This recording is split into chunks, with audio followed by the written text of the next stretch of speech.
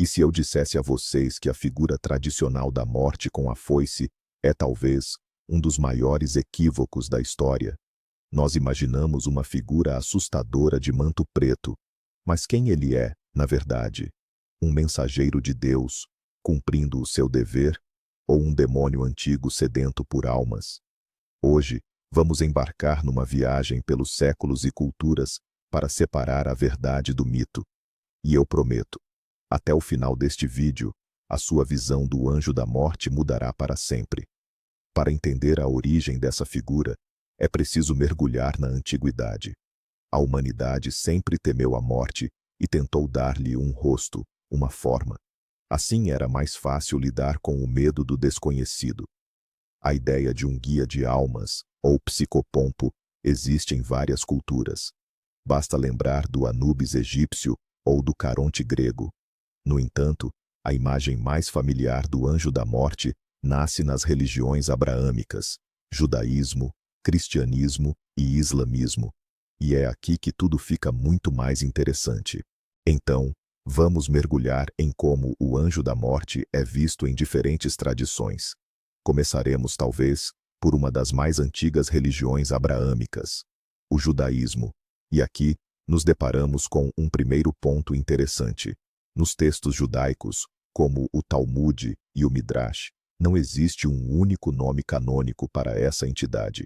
Ele é chamado de diversas formas: Samael, Gabriel e, por vezes, Azrael, um nome que voltaremos a encontrar no Islã. Essa variedade de nomes já aponta para o essencial. Sua imagem é complexa e multifacetada.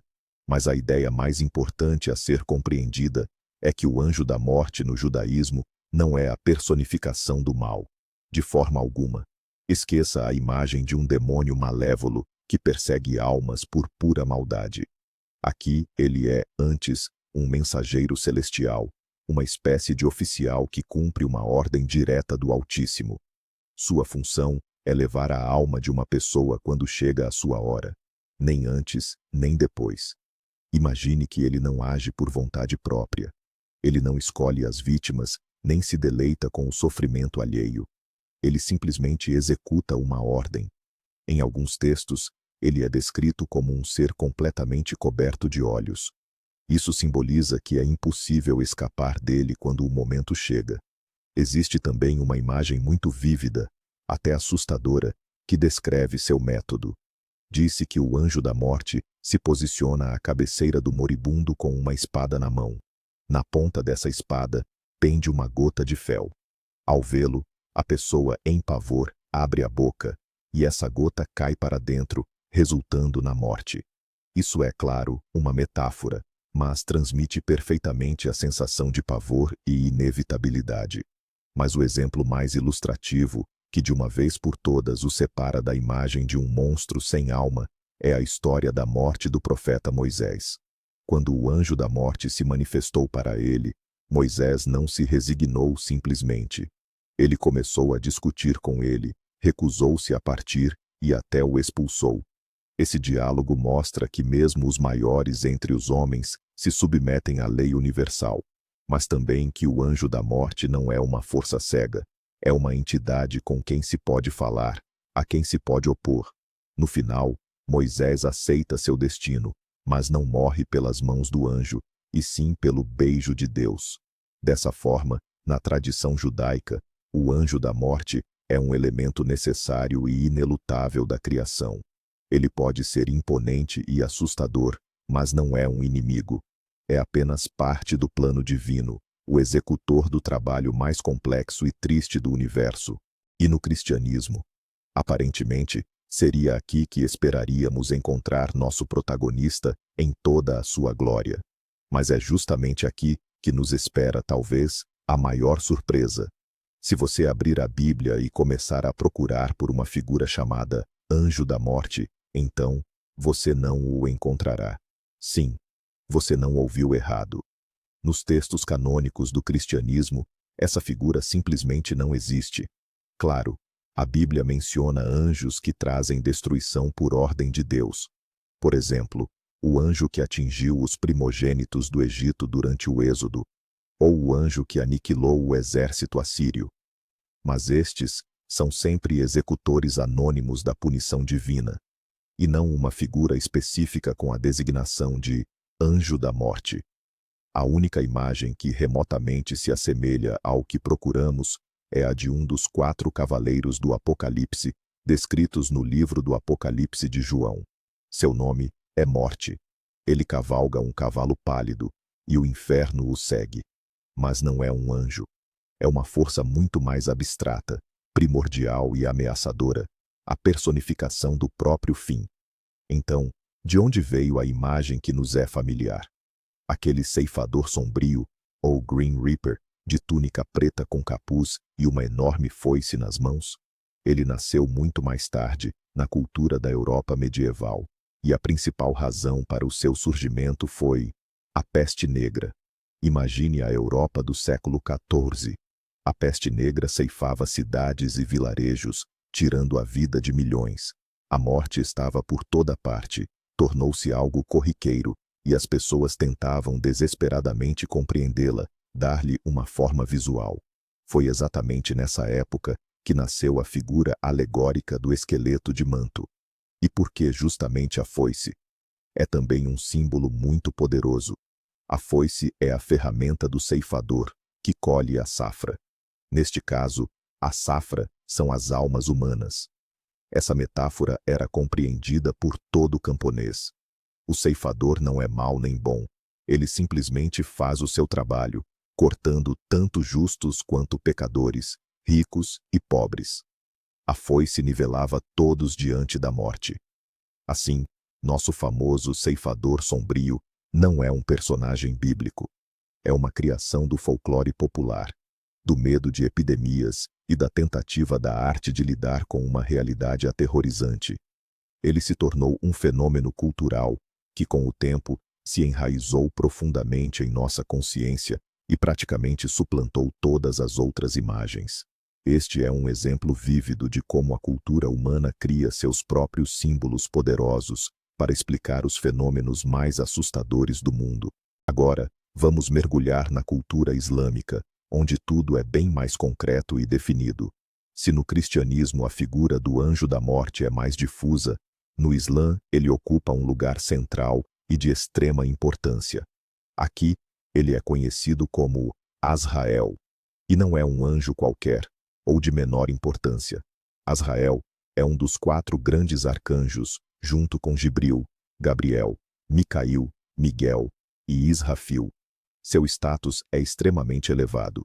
Sua principal tarefa, assim como no judaísmo, é recolher as almas dos seres vivos no exato momento que foi predestinado pelo Altíssimo, nem um segundo antes, nem um segundo depois.